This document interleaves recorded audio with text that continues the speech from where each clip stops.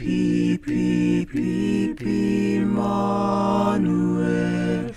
Pi, pi, Father, Gosh, it's gorgeous here today. It is. Yeah. So in terms of the kids being at camp and responsibilities, you know, how do you manage all of that? You know, you've got 6, 8-year-olds probably away from home the first time. Yeah.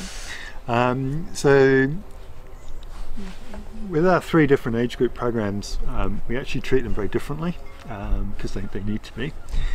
So for our very littlies, it's very much hands-on. We don't expect to get a whole lot done in a day because we know that things are going to take a lot longer.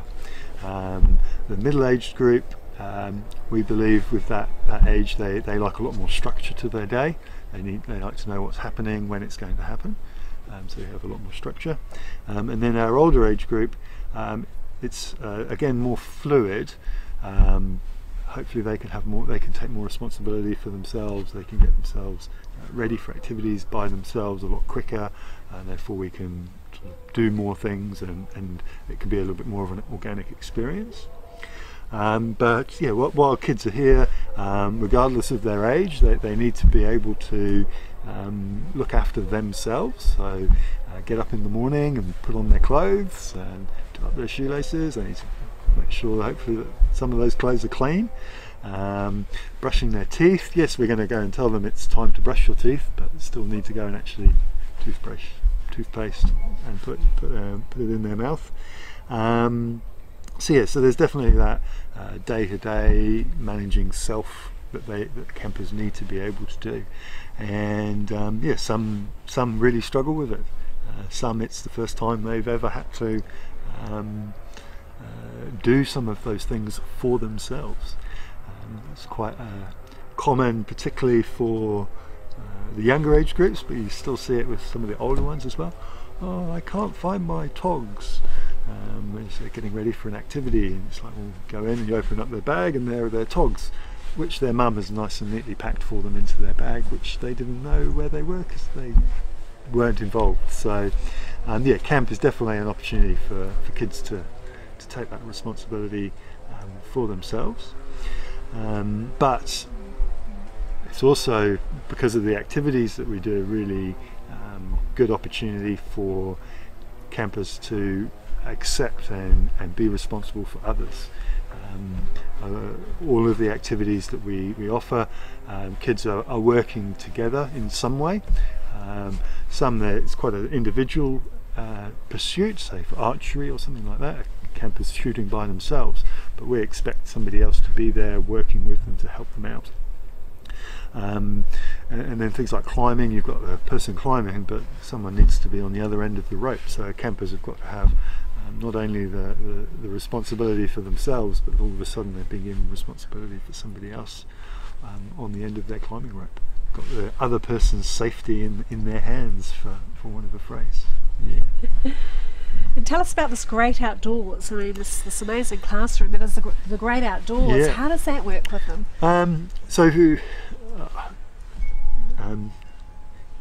The outdoors to me is a really great way of people discovering a different part of themselves. We're often learning new things in quite a enclosed environment, often classroom based and things like that, and for some people that just doesn't work. For some people it doesn't work as well. We're being outdoors, beautiful fresh air, the boundaries invariably are a lot bigger, so people can explore and feel a lot more comfortable as opposed to being enclosed or confined.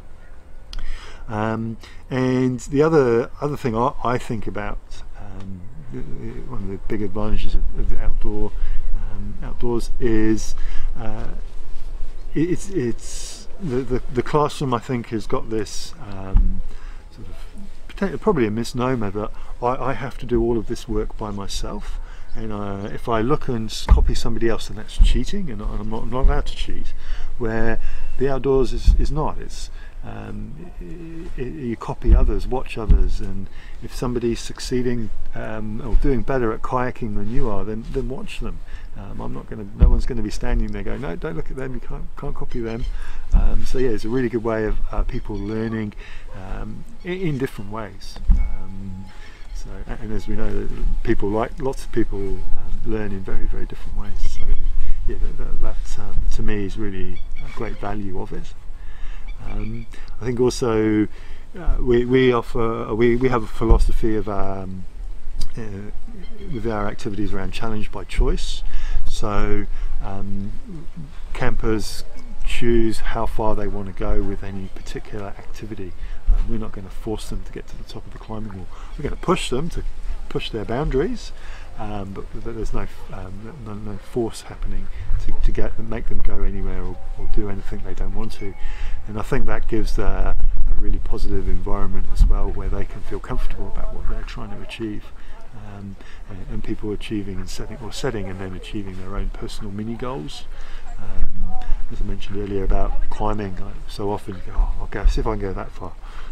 Next go, I'll see if I can go a bit further, and then eventually, before they know it, they're at the top of the climbing wall. Wonderful. And you've got the beach down there? Yes, yep. So we're very fortunate here at Shakespeare Lodge that we've got both beach and bush environment. So yeah, we have boundaries that campers are allowed to sort of be in, but yeah, we can head down to the beach as a group and hang out down there, go and explore the coastline, get out onto the water, and then yeah, we've obviously got the wonders of the bush environment here as well. Yeah. And we're in the middle of an open sanctuary, so we're super fortunate here. You're going to have to explain what an open sanctuary is. Open sanctuary. So we're in Shakespeare Regional Park, and most of the park has been turned into a wildlife sanctuary. The open part basically means that anyone can come and visit. So it's open to the public all year round. Just drive up and then you come. They built the council and Shakespeare Open Sanctuary Society, which is a community-based organisation, funded and built a pest-proof fence that cuts the peninsula that we're based on off, and on the inside of the sanctuary we have got rid of all of the animal pests that we have in New Zealand, so that it's a safe place, a sanctuary for our native wildlife.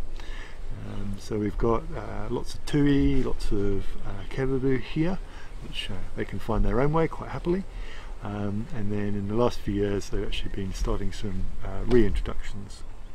So a few years ago we had the whitehead reintroduced. Last year we had North Island robin, which I was fortunate enough to be able to open one of the boxes of. Awesome. So that was really cool. And then on Saturday they released some little spotted kiwi. Oh wow, we've got kiwi here. So we now have kiwi, yeah, wow. Which is fantastic. So yeah, give it a couple of months, maybe as the spring comes in, we'll be off kiwi hunting with campers in the evenings, or at least hopefully go and see if we can hear them calling anyway. Yeah. So all these beautiful birds. Yes. All these beautiful birds, because our international watchers will be going, what are those? Are they birds? Birds, yes. Yep. Some of them are from countries where the wildlife means bears. Right. Yep. Yeah, no, New Zealand has certainly got some interesting flora and fauna, definitely. Yeah, we do, and we're sitting in the middle of it. Indeed, yeah. Pi pi pi pi Manuel, pi pi fadero.